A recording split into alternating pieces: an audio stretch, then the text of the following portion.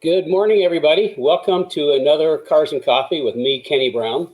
Over the next hour or so, I'll be answering your questions, talking some tech, and sharing some stories. So we've got kind of an interesting morning lined up for you, and we've got some really great questions from the Speed Therapy Society, which we'll be getting to in a minute. So what are we going to talk about today? Well, based off a question I'll get to here in a minute, we're going to talk about rear end ratio. Choosing the right rear end ratio for your car. Speed Therapy, the next Speed Therapy Academy fall semester will be starting in November 2nd, and I'll talk about more of that in a little bit. And then we had, I think last week or the week before, people want to know more about some of the SUVs that I built, a long time ago. And so I've got some information on that. And then we've got kind of a show and tell on a new product, our rear diff cooler for the S550 Mustangs. Remember, we talked about if you've got an IRS car and you're going on track, you have to have a diff cooler. It has to be someplace. You got to be able to get rid of that heat. Let's see what else we're going to talk about. Of course, we'll be answering questions live. So if you have any questions that you want me to answer, go ahead and send them in, and we'll get to them later, a little bit later on. So I'm trying to figure out where should we start today. We've got so many good things to talk about. I think let's do this. Let's talk about this is like Omar's question, and it's a multi-part question, and it's going to lead into some gear things.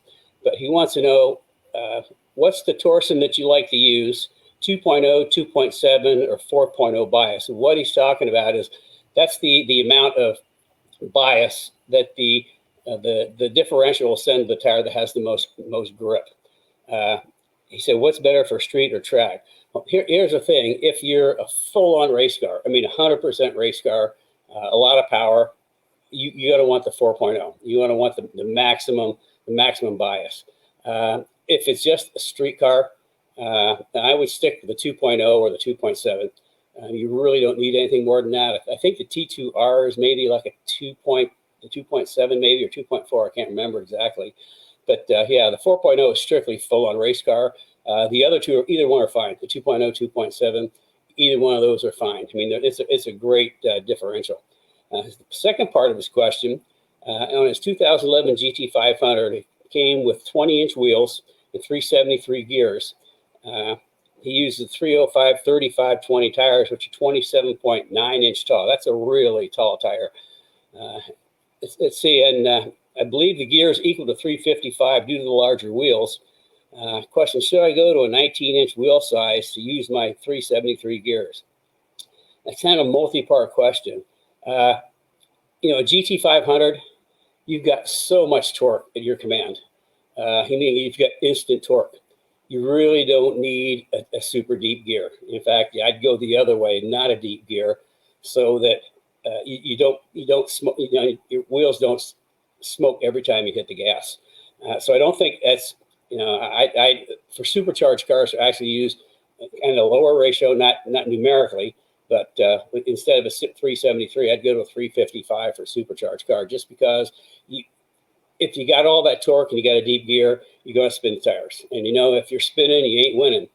So I wouldn't worry about that. But what I did is I kind of put together a little bit of a chart, and let's see if I can. If I tested this earlier and it worked, so let me see if I can do it again, and it works. There it is. Okay, this is something I put together. Now this top part, this is something I did where we're building David's car out of the West Coast. He has an S197 Mustang, but it's going to run AIX in NASA, and he really wanted to do something different. So I had Wagner Race Engines up in Wisconsin build a all aluminum 408. That's a 351 stroked out to 408, aluminum block, aluminum heads, everything. And it makes buckets of power. It's like 650 horsepower and almost that much in torque. And that's that's why I like, for this application, why I like the Windsor motor, because you can just get so much torque out of it. And as far as weight and size, it's smaller than the Coyotes, and it weighs less or about the same. but it's the torque thing. Is like there's the old saying that horsepower sells engines, but torque wins races. So anyway, we're putting together, he's got a 9-inch in it, which means you can pull the hogshead out and change gears like pretty easily. And I put this chart together for him so he could figure out which rear end ratio. These are rear end ratios we were gearing towards. Remember, I said you need a lot of torque. You don't need a deep gear. And the way that I gear race cars is, the first thing I'm looking at is, typically fourth gear is a 1-to-1. And that's kind of like the gear we look at for top gear. Some tracks are really long tracks. You might need to drop into fifth. If that's the case, you have to have a transmission that's like a 0.8-to-1. Otherwise, you hit fifth and you go backwards. But the thing I look at for fourth gear, I want the car to be pretty much at red line at the end of the longest straightaway. So if at the end of the longest straightaway, if it's like 151 miles an hour, then we're going to want the 360 gear. So that's what I'm looking for. The next thing I look for in choosing the gear is, where are we in the torque band coming off the turn before the longest straightaway? Because that's how we kind of gear the car, is you want to be right in the torque band pulling off of that last corner before the longest straightaway, and you want to top out that gear at red line at the end of that straightaway. That's going to give you maximum velocity. And once we get that one, then we'll go to what's the next longest straightaway, and we'll kind of do the math there. So that's how we end up choosing gears for race cars. And this is a chart that I put together for David. So when he's at the track, let's say he's got the 389 in there, and at the end of the straightaway, he's got to shift from fourth to fifth for maybe 100 yards or so. Well, in that case, we want to drop down to either the 370 or the 360. So he wouldn't have to make that fifth gear shift. Now, some super long tracks, you might have to do that, but I like to keep it, second, third, and fourth as far as the gears using on track. So anyway, I came down, I put some numbers together for a Coyote, and this is kind of like the tires we use the most are around 26.5 inches tall. But I just want to show you the difference and what happens with a taller tire. So if this is a 26.5-inch tall tire, 373 gears, and we're looking at 1-to-1, which is either fourth in a like a Magnum XL or fifth in the stock transmission. And with the 26.5-inch tire, 145 miles an hour would be 6,800 RPMs basically. It's interesting. You go to a half-inch taller tire, 27-inch tire, and around the same RPMs, you go up 3 miles an hour. So it's not a huge difference, but there is a difference. And looking at the like a 410 gear, we use most in the Coyote cars. We'll typically use in the later cars, they use a 373 with a Magnum XL. That seems to work out really good. In like the earlier Cobras, use the Magnum XL with a 410. That seems to work out a little better there because they don't have quite as much torque. So anyway, so you say we have a 410, and at 132 miles an hour in fourth/fifth gear is again 6,800 RPMs. You go to 27-inch tall tire and 6,800 RPMs, you're about 135. So it's just a half-inch tire only makes a couple of mile-an-hour difference. Now on the 27.9. 27.9. That's a really tall tire. Same thing with the 373 at 6,800 RPMs. It's 153 miles an hour. So you can see what almost an inch taller tire does. And if you look at the 355, it's 160. So I mean, it's like it's choosing the right gear. If you've got that GT 500, I mean, I 19-inch tires. Well, here's the thing. The way I look at wheels and tires, 18-inch are for racing, because 90% of all race tires are 18-inch, and most of all sanctioning bodies require 18-inch tires. But for street and track, I like 19s, simply because you got a lot of options as far as tire choices. And to me, a 20-inch is for show. I mean, I don't like putting 20-inch wheels and tires on track. So, I mean, to get back to your question, do you need to go to 19-inch wheel to use the 373 gears? With the torque you've got, I mean, you've got more than enough torque to turn those tires no matter what they are. So, I mean, I'd stick with what it is. If you're going to go on track, though, I recommend you switch to a 19-inch tire, just simply because of the choices you have available as far as tire sizes. And most of those are going to be in the 26.5 to 27 range. Okay, so it's that little chart I put together. So I just keep going on with questions for right now. Sure. So 1 minute, Kenny, I want to interrupt you. That was really good information. And if you're just joining us, Kenny Brown, Cars and Coffee, this might be a really good thing to review again or catch in full. And remember, you can catch the replay on the Kenny Brown Performance YouTube channel, or else on either one of the Kenny Brown Facebook pages, Kenny Brown Performance or the Private Speed Therapy Society Facebook group. So Brian West is even saying nice chart, and you know how techie he is. Yeah. So he what we might do, Carrie, is I'll send this off to Brad, and he can post it up either in the resource section in the society, or even wherever you guys put stuff. Okay, so that way people can look at it. But I mean, if you really want to, I mean, you go on, if you Google, I mean, there's a bunch of different places you can get the formulas to calculate your speed versus tires and all that sort of thing. So I mean, it's not really magic, or I'll say it is magic, but it's not really magic. It's just a matter of math. And like I say, it's for all the cars that we do, I don't even worry about it. It's for the non-pure race cars, Coyotes will use a 373 with a Torsen. The 99 to 04 Cobras with the Magnum XL will typically use a 410 with a Torsen. So I just use pretty much those two gears, and I'm pretty happy with them. Speaking of gears, and going way back in 86, 87, when we were racing the Saline cars in the SCCA Pro Endurance Series. Endurance racing is all about making laps. And if you're in the pits, you're not making laps. We did a back-to-back test. I think it may have been at Sears Point, which is now called Sonoma, where the cars came with the 308. So we actually did back-to-back testing with the 308 and the 355 to see if there was an advantage in going to a deeper gear. The result of that ended up being that as far as lap times were pretty similar. The 355 may have been just a tick quicker, but there was two things that influenced why I chose the 308 to race on. First of all, with the 355, they shifted a lot more. There was a lot more shifting involved with the 355. So a lot more shifting, not a whole bunch of improvement on lap time, but the big thing is the fuel economy went down. So, I mean, if you're doing endurance racing, like I say, if you're in the pits, you're not making laps. And if you're using more gas, you're going to make more pit stops, which means you're not making laps. So that's why I ended up sticking with the 308 gear, because it just made the most sense. Less shifting for the drivers, which meant in long races, you don't get as tired, and we got better gas mileage.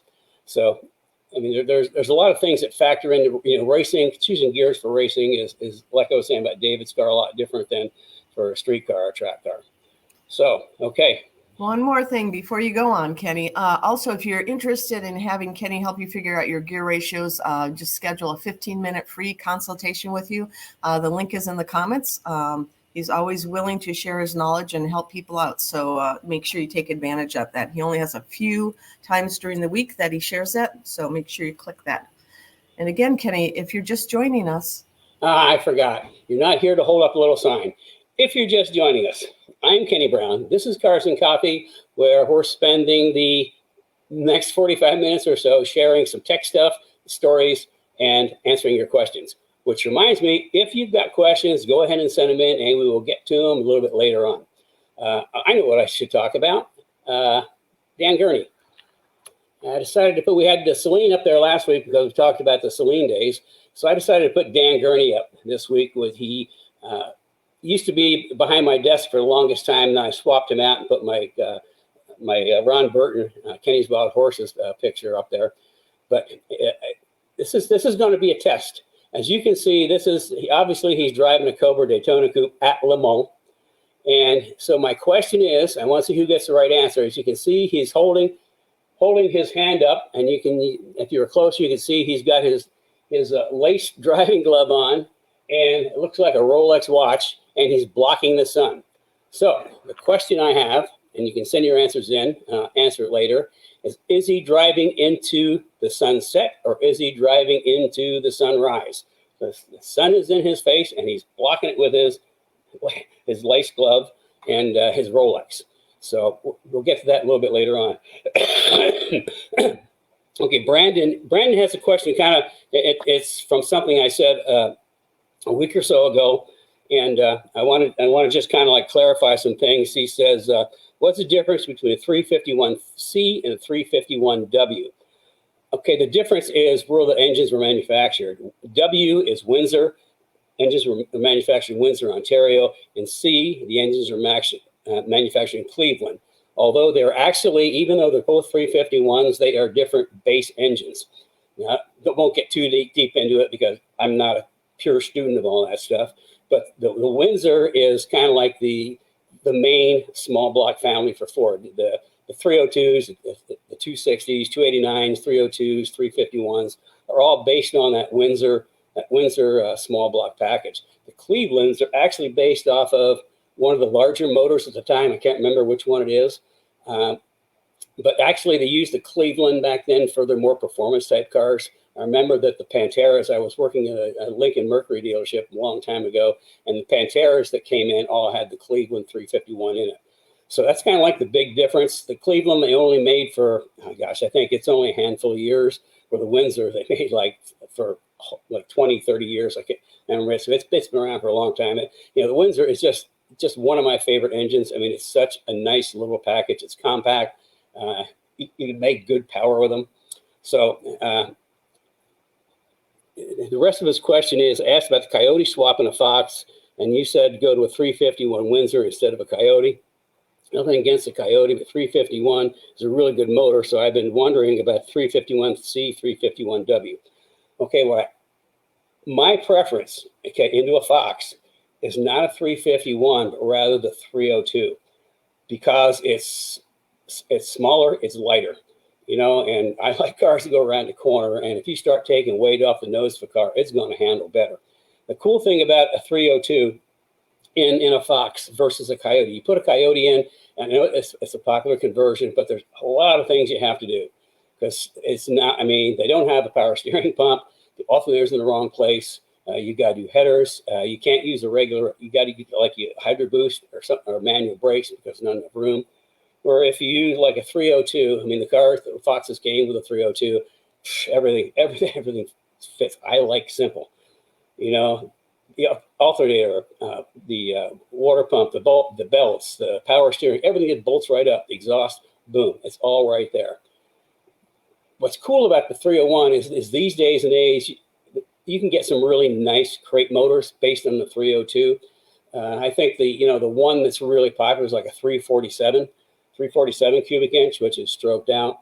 I think the coolest one though, if I had a Fox, what I would be putting in a Fox is a 363, and that's based off of the smaller 302 block. You have to use a Boss block because it's like 4 1/4 bore, but it's got like 3.4 stroke. So it's got a lot shorter stroke than bore, which means it's going to rev really fast. But you can buy crate engines, 363, over 500 horsepower. Like how easy is that? You just drop it in and you get 500 horsepower in a nice compact package. No fuss, no muss. So that's kind of like the direction I would go. In fact, that's on my list of things to do. I really want to build a Fox with a 363 at some point. I just think that would be pretty wicked, but I want to have my new suspension in it, so that's like a year or so off. So anyway, that's the 351 is makes more torque. It's got more cubic inches than a 302, although 363 has more cubic inches even so. But it's a bigger, it's a taller, heavier motor. And like I say, I like cars to turn. So I like, that little 302 package is, to me, just as sweet as it can be. Although there's nothing wrong with the Coyote. that's probably the best engine Ford has ever done is the Coyote. I got one little story on the Windsor. This is going back years and years ago. There was a group within Ford that really wanted to push the modular. Remember, they came out, the first modular was the 462 valve. Well, Ford is like, you've got to have power within the system, and you've got to have friends, and you got to have influence. Well, apparently back then it was they were referred to, kind of casually as the modular mafia that really had momentum within management at Ford, and they had convinced management that they had to get away from pushrod motors and go to these modular motors because they could never make emissions with the other motors, and this was the way of the future. Well, as we know, that wasn't necessarily true. I mean, Chevrolet's still putting overhead valve motors in cars and making emissions and doing great. But I also knew, a friend of mine, Wally Bieber, was in advanced engine development at Ford for years and years and years, and he did a lot of work with Ford Racing back then. They actually had a Windsor package, a 302 package with unique cylinder heads, and they made a whole bunch of changes, and that engine actually made more power, made more torque, and got better gas mileage than the 462 valve. However, when he went to management with his report on, look, this thing is doing great, his superiors took a look at the report and just threw it in the trash can because the modular mafia had taken over, and that's how Ford switched from the Windsor to the modular. I will say some of what Wally developed in that package ended up in Ford Racing. It didn't go to waste. Ford Racing took the heads and some other stuff, and that's how some of the original heads got into Ford Racing. Anyway, I kind of got off on a sidetrack there. So yeah, it's 302 is a nice package. 351 makes a lot of torque. Plus, like on David's car, for example, the pure race car, I stroked it out to 408. I was originally thinking of 427 because that's kind of like a cool number. But talking with the engine guys, they wanted to shorten the stroke up a little bit for road racing, so it revved better. So that's what ended up with 408. But then again, I used an all aluminum block, so we took weight out. So all of a sudden, we got the weight of the 302 with 650 horsepower and I think 580, 590 pounds of torque. So, horsepower sells engines, torque wins races. So there we go. Hope that answers your question. Now, Dale, this is good. It's good. Another good question. You guys had good questions today. Yeah, just keep them coming. Are lateral locks, when we talk about steering limiters, necessary or helpful for track or autocross use? Okay, the steering rack limiters, when we use them is if we go to like big front tires. I think the GT500s actually came with steering rack limiters. That is so when you go full lock, that because you get bigger wheels and tires, when you go full lock, so the tires don't rub at full lock. So they put a steering rack limiter in, so you only go so far before they won't rub. And we do that for cars. We put like big fat, super fat, sticky front tires. We'll put steering rack limiters on again, so when somebody's in a parking lot, they don't go all the way and start tearing up the tires. So, but as far as on for track or autocross use, I mean, it really doesn't have any impact. It's only when you're returning to full lock. So yeah. If you got big tires and you rub, get some limiters and it'll keep it from rubbing. Okay, I kind of got through questions. What else have we got on coming up today? Okay, Carrie, should we go to the new product or should we go to the SUVs? What are you thinking? Let's go to new product. Okay. Oh, yeah, that is pretty cool. Yeah, I need to collect all the right boxes here. As you know, I am just actually a whiz at all this technical stuff. Not. Okay, here we go.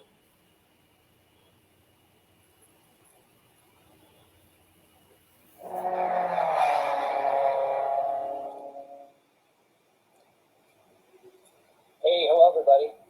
I'm Kenny Brown, and I got a really cool new product I want to show you. It's a diff core for the S550 Mustangs. It's my new Kenny Brown S550 Mustang diff core. Well, that's a map, huh? And people that are watching us on YouTube and on Cars and Coffee, you've heard me talk about cooling an IRS differential. The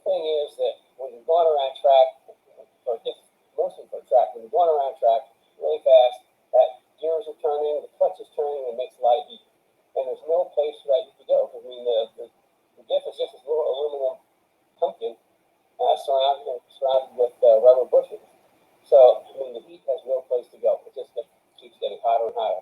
Now, live axle cars, you've got the steel tubes, the big steel tubes, and a lot of mass to absorb heat, and a lot of surface area to expel heat. But with the aluminum diffs, there's just nothing there.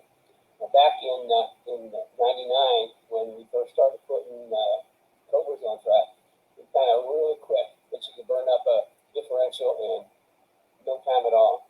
That's when we developed the first Kenny Brown disc cooler for SN95 cars. Well, the 550 cars, we wanted to do something a little different. Back then, we used the blue hose, the Aeroquip hose. It just kind of pushes on with barb connectors, and you put a zip tie on that, and it's pretty easy to do. And we also had the true AN Aeroquip type of hoses, but they're a little more tricky because you got to cut them and assemble them. And most people went to push-on just because it was easier. And a few did that. They wanted to look like a more professional race car, did the Aeroquip lines. Well, we decided to make this a really cool package.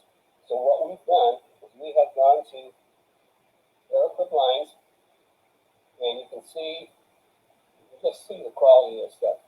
This is high-end stuff, and they're going to be pre-cut, pre-assembled. It's just a matter of putting everything in place and hooking it up. So this is one of the hoses. Oh, this is what you saw on the bottom of the picture. That kind of looks like almost like a two-stage rocket, but in actual fact, this is an oil filter down here, and this is the check valve up here. The oil filter, you certainly want to get rid of keep any bits or pieces of dirt or silk shavings from getting to the pump. And the check valve, when you shut the system off, you don't want all the oil running all the way back down into the differential. The check valve keeps it from running back, and the filters the oil. And it's kind of cool because you can take it apart and clean the filter and put it back in. So this is one of the hoses that actually hooks up to the filter. And then let's see. This is the hose that hooks in to the differential. We're using the existing holes in differentials. You don't have to drill or tap or anything like that. You can just screw these right in, and you're good to go. Again, a really high-end quality fittings and pre-assembled. And this is probably the longest hose. And there's a little Adele clamp on there. And again, this is actually the prototype piece. We're going to make this inch longer because it just isn't quite long enough. So this could be turned into 1 inch longer piece. And this at the bottom, this is pretty interesting. This actually screws into the bottom of the differential, the drain plug. So once again, easy peasy.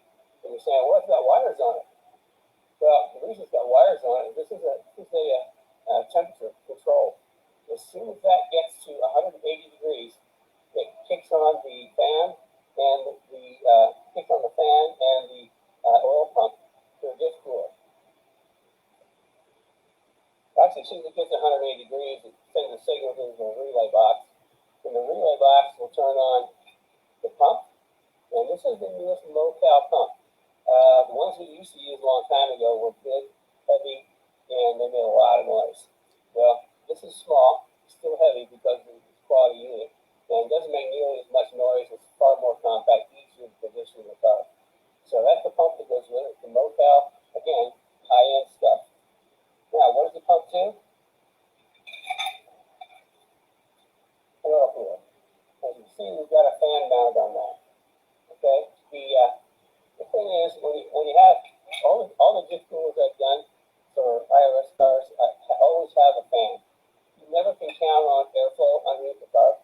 I know the GT350 Mustangs have like ducts up to oil coolers. That's kind of like a passive system. And I would just rather prefer always having a fan pushing air through no matter what. So the other thing is, it's really cool to stick the fan on there. It's really long things that kind of go through there, go through the radiator, and put a little tab on the other. You can see that little tab on the other side, just chop it off. So that's super easy. And then these are the brackets that we've developed for that. And obviously will come with it. What we're not showing is there's quite a bit of wire and hardware that goes with this. If I had to rate it on degree of difficulty with 5 wrenches, I'd say it's 3.5 to 4, because you do have to drill quite a few holes because a lot of things need to be mounted. So, but outside of that, I think it's pretty cool. We're going to take some pictures so we put this one together, and we're posting them up for you. You can see how cool and then neat and tidy it fits in the bag. So I mean, we're pretty excited about it. We've worked on this for quite a while to come up with, we felt, a really cool system. It's efficient and it looks really good, and it's compact. Keeps everything kind of like in that one area. You can see by the hoses. I mean, this isn't very long. That's the longest hose. Actually, from our old kit, we saved 4 feet of hose by doing it this way. So we're pretty excited. As we install this, and this is actually the prototype pieces, as we install this, we'll take some pictures and we'll have them for you in a week or 2. So anyway, that's my new Penny Brown rear differential cooler for S550 Mustangs, and it's absolute must. Plus, I mean, this is all top quality stuff. And this is a high end super package, let's say. No junk, all top quality stuff. All let's say it's all professional race grade hardware and hoses and roll cooler. So if you've got a 550 and you've gone on track and you're getting overheating and your light's coming on, give us a call and we'll get you set up with this amazing new super premium differential cooler, the S550 Mustang. Thanks for watching, and catch me on Cars and Coffee. Okay, Kenny, I just have one quick thing. You weren't hearing this, but we had a little bit of volume, not volume, but we couldn't hear you very well. So everybody that was interested in this and wants to hear it again, you can visit kennybrown.com and just put in the search bar diff coolers or differential coolers, and you'll on that product page, there's a video of the same thing. So if you want to listen to it again. Also, Brad, can we maybe post this on the Kenny Brown Speed Therapy Society Facebook group page? That might be another place just to post it. So it's really good information if you're interested in that. And I'm not sure if you guys caught it or not, but we also do offer a universal kit for the IRS Cobras. So. And universal kit for anything else. Yeah. All the pieces are there, and you can sort of plumb it and put it wherever you want. But we supply all the pieces, so you've got the good stuff. Okay. You finished? Oh, yeah, you're waiting for me to talk. Okay, yeah, I'll introduce this next section though. I believe this is Rory Merck that requested the Explore information. Rory, you're in the audience. I see that. Let me know if it was you or whoever wanted Kenny to go over the history of his Explorers. Just comment in there because I misplaced your name. So go ahead, Kenny. Okay. Well, I think you need to give me the full picture. Oh, I didn't realize I was up there. Sorry. Okay. Yeah, we had to do some digging. I've got more stuff, but I only, what I could come up with easily is what we did. But this is April 1997, and this is our primary Explorer package that we did all the development on. It's supercharged. That had the Windsor motor in it, which made for a really, really great car. I mean, it was so much fun to drive. This actually ended up being Carrie's car. She drove it the most. And so that was in, I'm not sure what magazine that was in, but that was April 97. And this is by Steve Turner in Super Ford in February 97. And again, there's my Explorer GT. And what we did when we did this, we obviously did the supercharger, but we did shocks, springs, wheels, tires. I can't remember if we did anything with the brakes or not. That was like a long, long time ago. But here's another SUV that was, I think, of note.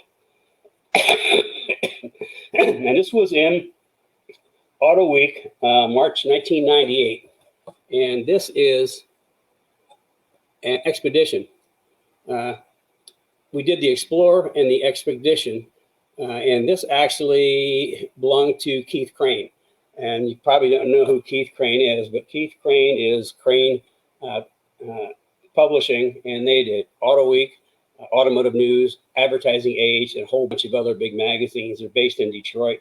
So I actually did a supercharged expedition for him, and he absolutely loved it. And we really weren't planning on getting it into Auto Week, but just all one day it kind of showed up. So he was happy enough with it to have. Who wrote that? Oh, Larry Etzel wrote that. Wrote an article on it. Now I've also put together just a real short little piece on some other things that we did. I mean, we did a lot of Explorers, we did Expeditions, and then I can't remember what the great big SUV was back then. I had the big V10. We supercharged a whole bunch of them. We even did some Dodge Durangos, pickup trucks. I mean, we were pretty. It was a excursion. Excursion, that's what it was. Yeah, we did excursion. We did suspension, supercharged. It's kind of the interesting thing is we had to actually in the front of the truck, we had to cut out a whole great big section of plastic because we couldn't get enough air to it with the supercharger. So once we did that, it worked pretty good. Okay, so click. There we go. Okay, so here's, again, this is the Explorer. And like I say, I mean, we did the suspension, wheels, tires. I mean, it was so much fun to drive for an SUV. And then this is a special project that we did for Lynn St. James and Lincoln Mercury. We built this car for one lap of America. And the whole thing is, I can't remember exactly what the promotion was at Lincoln Mercury, but these two guys are both obviously Ford corporate people. And then the rest were Lynn's team. She had 4 young drivers, female drivers.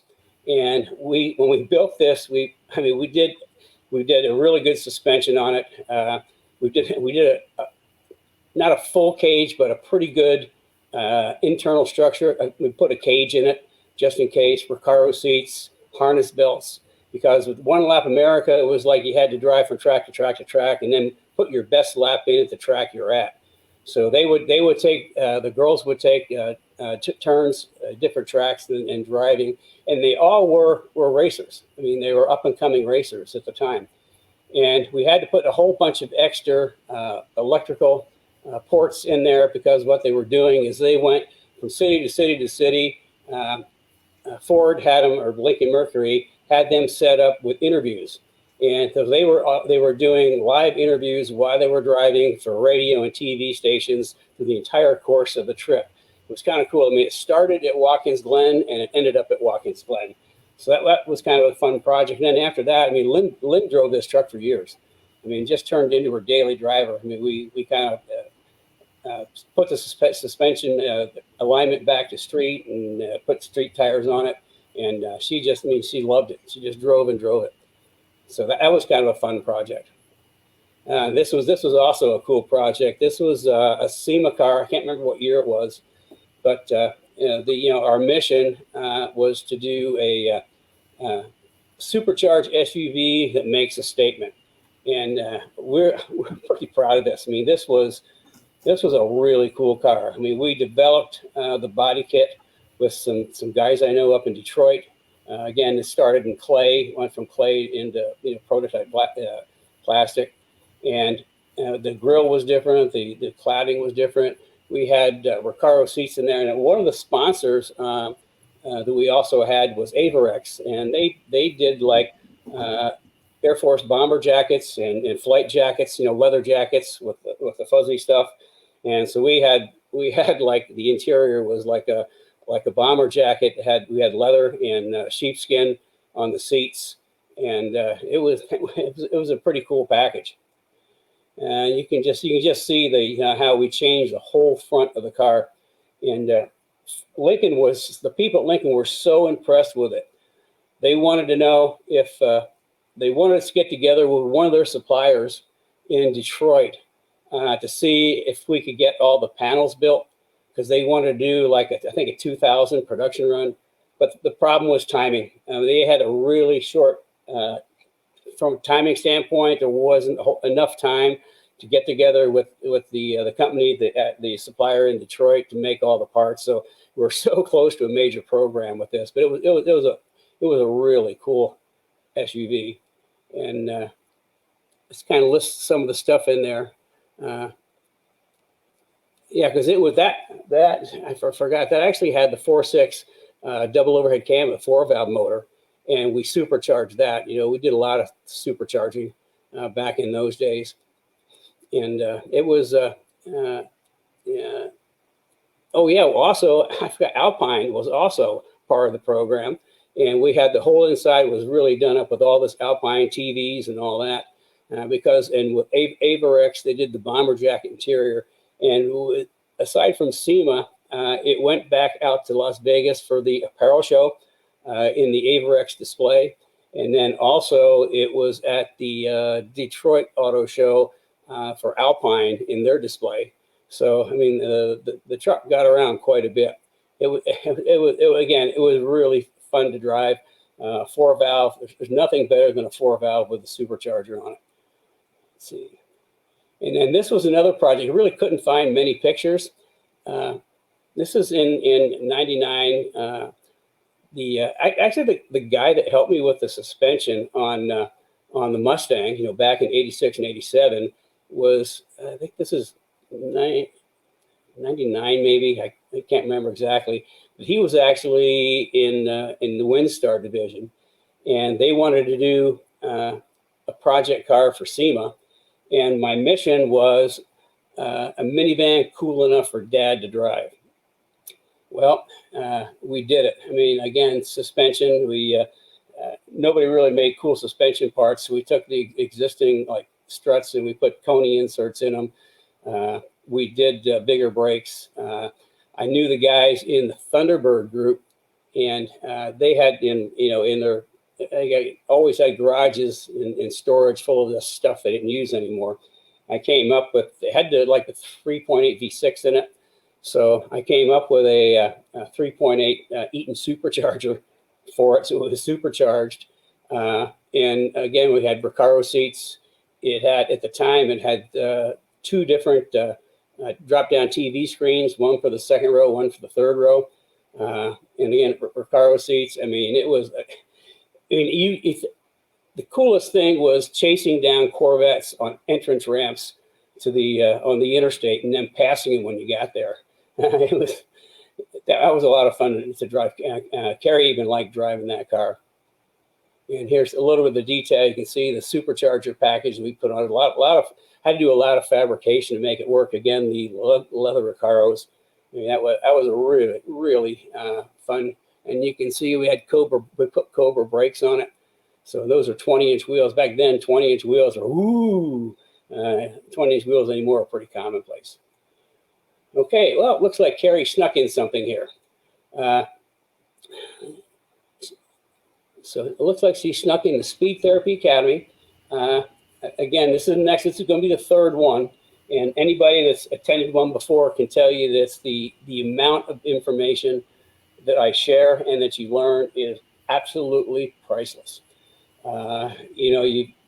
Things I talk about in Cars and Coffee, we actually go into a lot more detail. In fact, I don't call them classes, we call them immersion sessions, because we really like to go deep. Certainly we talk about my 5 secrets: chassis, suspension, wheels, tires, brakes. But we go, take a really kind of deep dive like shocks. So shocks for an entire week. We talk about construction types and all those sort of things. Suspension is a 2-week. 2 weeks of suspension. We not only go through all the different suspension types, but I really get into geometry, and I share some secrets on geometry, because I don't think there's anybody else in the aftermarket And I know in the Mustang segment for sure, that puts the amount of effort into suspension geometry that I have over the past, well, since 1987. Like the suspension in the S197 is AGS 4.0. That's Advanced Geometry Suspension Systems, 4th generation. So, I mean, it's, that's why my cars just work so darn good. So, and then we go through a lot of the fundamentals. We talk about setting up a car, tuning a car, on track.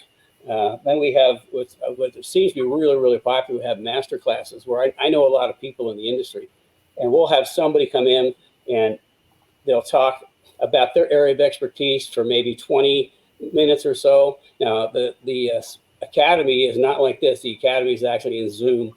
So it's like everybody's there and everybody can talk, and I can talk to everybody. And they'll talk about their area of expertise, and then they'll open up the questions, for the rest of the hour or often an hour and a half. And we had like, Ben from Impact talking about restraint systems. We had Eric from BAT is where we get all our, the diff cooler and all our plumbing comes from there. Let's see, we had Doug talk about driving. We had, Steve Shard couldn't make it last time. He'll make it this time talking about wheels. He's the vice president of Forge Line. We're going to try to get Rick from Bear Brakes on this time. Who else do we have, Carrie? I keep forgetting people. Well, we have the trailer guy. That was really interesting. You think trailers are trailers. No, we had a trailer guy did an amazing amount of information on trailers. Who else do we have? We also went over hardware. We had somebody on hardware and plumbing. We had Fluidyne with their talking radiator tech, cooling tech. So there's just a lot of them. And that what we do with the master classes is they're taught every other Thursday. And then the Thursdays that the master classes are not held is when Kenny goes into some group coaching sessions. He also does a 16-week immersion learning fundamentals of vehicle dynamics. And you learn how to fine tune you and your car for the ultimate driving experience. It's pretty awesome. If you're interested, the next session starts the beginning of November. We had to change the date, and I think Kenny, you're going to explain that a little bit later. Yeah, maybe next week I'll have something to share on that. But there's been kind of like lots going on here. So anyway, if you're interested, I think that Greg Drake is on, and I think Greg may sign up. Rich told me that you are chatting with your wife this weekend. So let's everybody send him some good mojo. He's interested in both the K-Link, the 4.5 K-Link, as well as the Speed Therapy Academy. So we'd love to have you there, Greg. You'd be a great addition. So anyway, I think that's enough on that. But if you're interested, there's a link in the comments area. And also you can go to kennybrown.com, and there's a link there. You can find out about it. And obviously just give us a call if you're interested and have questions. We're here to answer your questions. Yeah, the other thing, there's a bunch of perks to go with it. Like you get 10% off on Kenny Brown products. And we've had a couple people sign up for the Academy and then use their discount to buy stuff. We also have discounts on Bear Brake products. And for any of the Academy people, we send them their brake pads pre-vetted, so you don't have to waste a whole session doing that, and a number of other little things. So yeah, that's a pretty good deal. I just see that Steve Reynolds is on, and he signed up for the Speed Therapy Academy too. Hi, Steve. Good to see you here. Oh, I'm not Reynolds. Steve, that's your wife's name, Maggie Reynolds. Steve Hammond, I think. So anyway, Steve, good to have you here today. Yeah, I think I saw Brian out there, and Brian is an alumni of the Academy. Actually, we have a number of them. Tim Allen's here. Brian West. Cliff is here. I think Joe Johnson is on track, so he's always here. Cliff mentions that the Academy is well worth the immersion. Helped me get to the next level involvement with my car. Thank you, Cliff. That was very nice. So we're just, all the Speed Therapy Academy people become our friends. So it's really fun to have that small, intimate group together. So anyway, let's move on. I think it's time for questions. Okay. Unless you have something else, Kenny. Nope, I'm just looking at my list, and I think I've gone over everything. I might point out that we're really busy. I hadn't even taken a look at next week. So why don't you send me in through the society or Facebook what you'd like me to talk about next week? Because like I say, I talk about what you want to know about. So give us some suggestions on what you'd like, or I'll send your questions in, send some suggestions, and we also will go back and pull some questions out that people have sent in prior. So with that, I think we can get to this week's questions. Sure. And anyway, let me get to this. Okay, so I'm going to look through these questions. One thing I thought was pretty interesting is the conversation between Greg Drake. I think I mentioned he's planning on hopefully joining the Speed Therapy Academy. He said, yes, the CFO needs to approve it. And then we know all about that.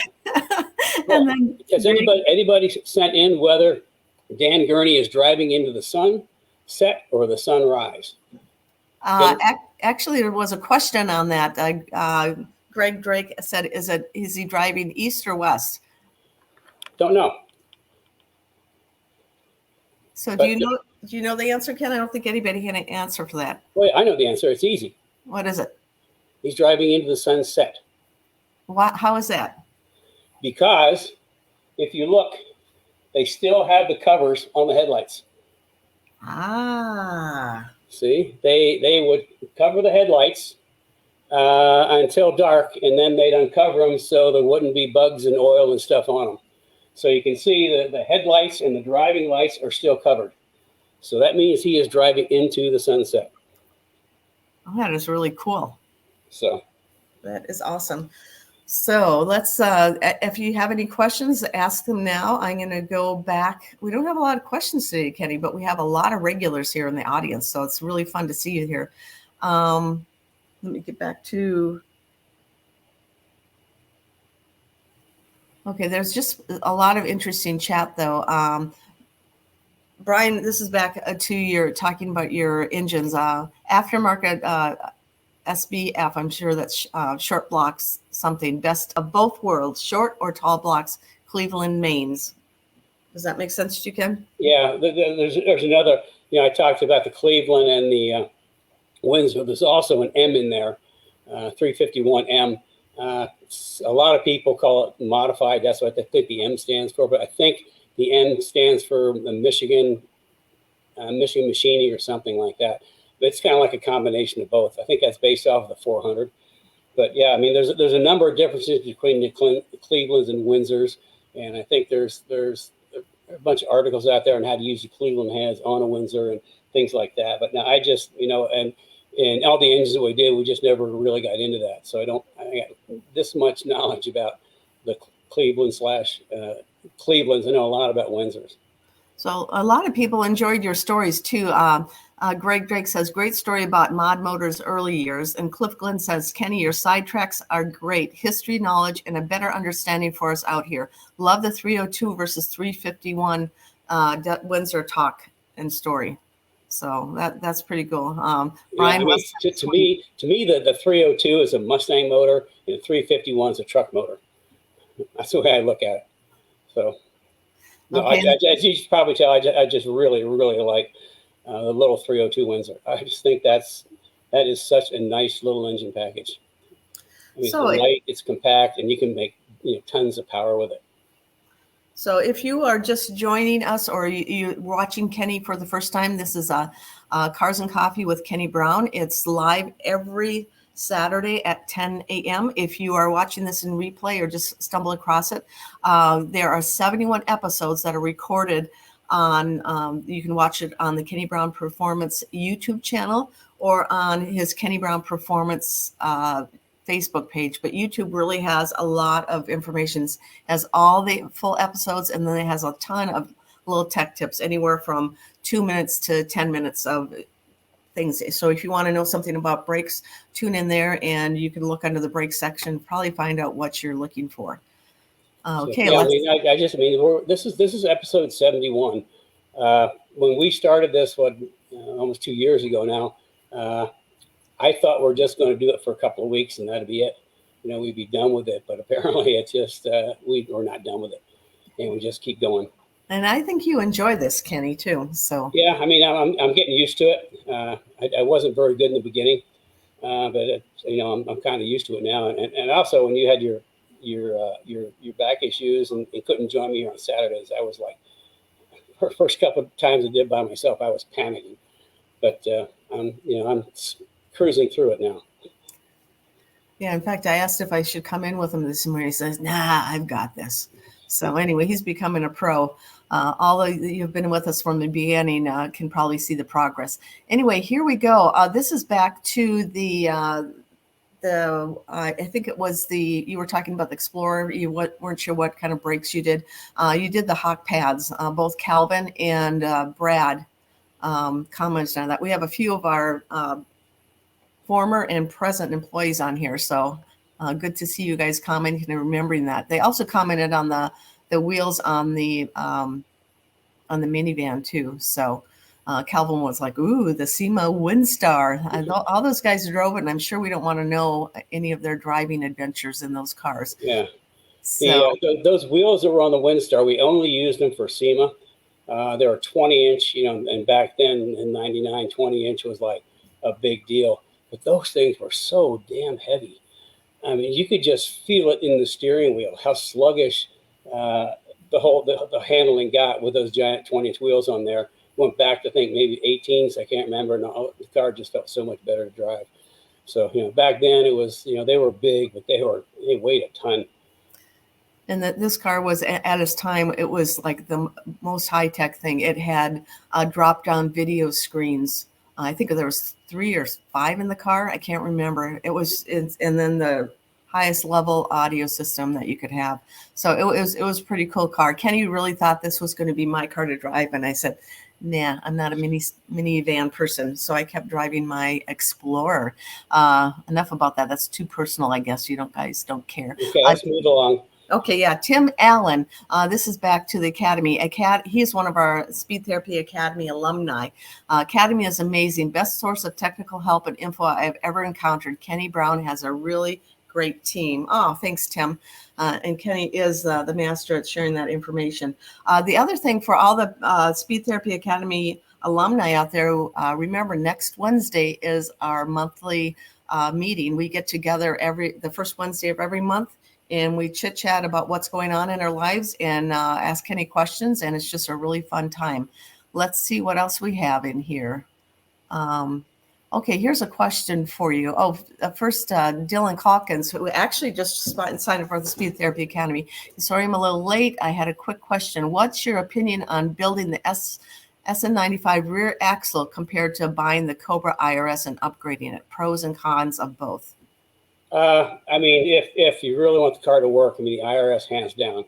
The thing about the live axle is in the Academy we talked about this quite a bit. It's got a double splayed rear axle, so it's self-centering. And if you do the math, the roll center, which you've heard me talk about before, the geometric point the back of the car wants to roll around. If you do the math, the roll center on SN95 and Fox, for that matter, with that 4-link is like 18 inches high. It's almost in the trunk, and that's why they kind of wallow around so much. We had a really nice suspension package back then, but we haven't brought that back to market. But the IRS, the IRS just changes those cars completely. When we introduced our AGS 3.5 suspension in SEMA, I think it was 2000 on Kermie. We did a whole, clean sheet of paper, K-member, front geometry, and then we did the IRS upper lower control arms and geometry improved. Now I could drive that car all day long and not get tired on track. I could put it anywhere I wanted. It was one of the most fun cars I ever built to drive on track. And being an SN95, it was by today's standards, it was a nice, light, little, nimble car that I could drive around. And then we had to start that with a V6 that Ford wanted me to build a V6 for SEMA because of something going on with the V8s. They wanted to focus on V6s, so we did a supercharged V6. But later on, it got switched over. I got a prototype FR500 motor from Ford Racing that we ran in there. It was a 4.6 FR500, and that car was just amazing to drive. So if you can find an IRS, it's well worth the investment over the live axle. Until I can do a new 4-link for those cars, but that's at least a year year and a half off. Okay. Yeah. So anyway, Steve Hammond has a question. He actually just joined the Speed Therapy Academy, I think last week, and he's getting your 4.5 AGS system. You've talked to him. You know who he is. Anyway, he asks, will the stock sway bar mounts work with front grip kit for S197? Yeah. We don't. In fact, all we really do is that we'll put like a aftermarket sway bar on, adjustable that's got 3 adjustments. But the sway bar mounts remain the same. I mean, there's no reason to move them. Like I say, I keeping things simple. So yeah, we just put on an aftermarket sway bar that's a little bigger with 3 adjustments. And I always have people start in the middle hole, because then once you kind of get as we talk about, you get your tire pressures, then you get your cambers, and from there you start making other adjustments. But it's like you just have to adjust things and see what happens. That's why you have your notebook. When we talk about notebooks, Speed Therapy Academy, you get a notebook that comes with it, along with a whole bunch of dividers and some paper in there. But you just need to make notes. If you make it stiffer, what does the car do? You make it softer, what does the car do? Because getting the car really set up on track is not something you go out and do it one time. I tell people that if you build a brand new car for track, it can take you up to a full season to really get the things sorted out and working well, because there's so many things to try. And so I just use the stock sway bar mounts, aftermarket sway bar urethane bushings, and works fine. Okay, here's a question from Greg Drake. What is the weight difference between the 302 and the 351 Windsor? Off the top of my head, I don't know. It's something probably you can look up on the internet. Yeah, Calvin says 50 pounds. So yeah, I was probably somewhere in that range, because you got to remember the 351 has a taller deck, which means there's a lot more cylinder block, which means there's more weight. And the extra weight comes from the block. Also, the crankshaft's going to have a little longer strokes. That's going to weigh more. The rods are going to weigh more. So it's maybe 50 pounds. Taking 50 pounds off the front of a car is a lot of weight. It really makes the cars turn. So. And then we have Tim Tomasak. He says, thanks to Kenny and Rich this week for advice. I'm listening while flushing my brakes. Remember he had a rotor question? So yeah. Thanks, Tim. Nice to see you here. This is rad. We built a compound boost Windsor with a small turbo and medium-sized blower with a little bit of nitrous that keeps the charge cool. Talk about living life on the edge. That must have been one of his cars with JMS. So, and Calvin's got to run. Let's see. We have another question here. I think that is it. If anybody, this is last call for questions. So if you have any questions, this is the time to ask them. While we're waiting for questions, there's a lag in time, so I'll share a couple. It was like a live axle differential cooling kit. Is that from us or from somebody else? That Brad was posting that, so I don't know. I think it's something that he wasn't supposed to. So while we're waiting for the last call questions to come. Yeah, as far as that with the live axle, for track days, I never really put a diff cooler on a live axle car for track days. I mean, you're out there for 20 minutes, 25 minutes tops. You've got a lot of mass to absorb the heat. You definitely want to be sure that you have an overflow for the vent on a live axle. But for race cars, for like World Challenge cars, absolutely you have to have a differential cooler. You have to have a transmission cooler, because racing racing makes a lot of heat everywhere. So for a full race that you're running 45 minutes, you have to have a diff cooler. For track days, I would say it's an option, but not really necessary. Okay. Okay, here we go. Here's a couple, just like I said, just waiting for last call questions come in. A couple announcements. This Sunday night is the last day to get your $200 discount on your 4.5 rear suspension. So if you attended Kenny's Wednesday private showing about a week ago on the K-Link 4.5 rear suspension, he offered you a $200 discount. Sunday evening at midnight. That offer is going down, so make sure you get that order in, or email us or contact us somehow, and we'll make sure you get that discount. We also have Mustang Hub magazine. Fall issue has a K-link featured in it, so we'll be getting that. We haven't gotten the publication yet, but as soon as we get it, we'll show you or have a link to it. And again, remember to sign up for the Speed Therapy Academy. We have a lot of alumni in here today, and also a lot of new Speed Therapy Academy members. It's great to see you here. And let me look for questions. I got something on the 4.5. It came from a conversation this week I was having with somebody that's writing a book on, I think, the 5 to 10 S197s, and he was curious. He wanted to know if it was patented. I said, yeah, it's patented. I mean, we got way too many years and way too much invested in this. And he said, well, what if somebody tried to copy it? And I said, somebody tries to copy that, we're coming down hard. Provisional patent was assigned a year ago, and since then we've actually filed a full patent application. All the fees are paid, so it's in the system, and I think it was written by a professional patent attorney. So it wasn't done by somebody in on the weekends, and he wrote it in such a way to give us the maximum protection, patent protection. And within there, I think he said he calls out 125, 127, something like different elements of the package. And I told this guy, anybody copies any one of those, and that's they're in trouble. And so what do you do? Just kind of send them a note to stop doing it? I said, no.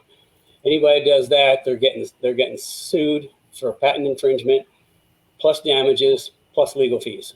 I mean, we're not going to mess around. I mean, there's too much in that, and there's too many crappy people out there that know nothing about geometry suspensions that copy things. I don't copy, I create. You see, I do the R&D. Other people their R&D is called rip off and duplicate. So it's the patent application has been in for a while. So yeah, we're protected all the way back for a year ago. So I think we were going to talk about the RPM Act this week, and we forgot it. We would have ran out of time anyway. So next week we'll talk about the RPM Act. It's very important that everybody participate in that. It's just super important. So anyway, I think that's the end of our show, Kenny. I don't have any other questions, but okay. So. Well, in that case, thank you for joining us. I appreciate you watching. If you have some suggestions for things for me to talk about next week, send them in. Because like I say, I talk about what you want to learn about. And if nobody sends anything in, we'll go back and look at other questions that have come in. And then we'll pick some out and kind of build the program around that. So again, thanks for joining us. Remember the Speed Therapy Academy. Oh, I got my Speed Therapy Academy shirt on. That's also, you get when you sign up, you get your notebook and you get your polo shirt. Speed Therapy Academy polo shirt. So it's a really good way to start the program.